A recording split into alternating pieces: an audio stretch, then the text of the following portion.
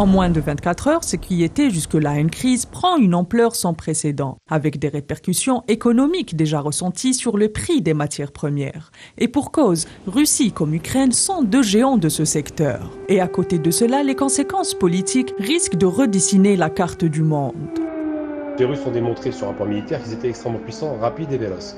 Et sur le plan politique, effectivement, ils assoient leur force sur le terrain européen. La Russie, qui depuis quelques années revient en force sur l'échiquier mondial, veut accroître sa force sur le terrain politique en Europe et remettre au goût du jour le traditionnel bras de fer Est contre Ouest. Ce coup de force est un coup politique fort puisqu'il démontre que les Russes sont de retour et qu'ils ont l'intention de se faire respecter.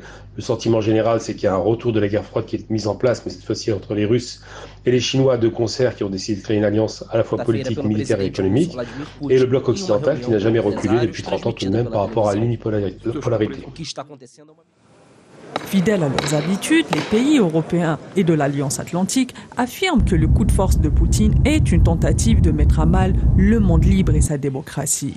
Et ces remarques ne sont qu'une manœuvre pour continuer à exporter leur politique néolibérale sans prendre en compte les accords de Minsk.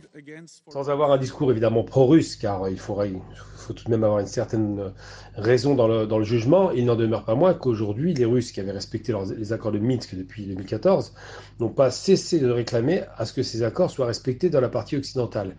N'ont pas cessé de demander aux Occidentaux de ne pas faire d'extension de l'OTAN à l'Est, puisqu'ils ne se considéraient plus comme des ennemis, c'est ce qui était plus ou moins discuté.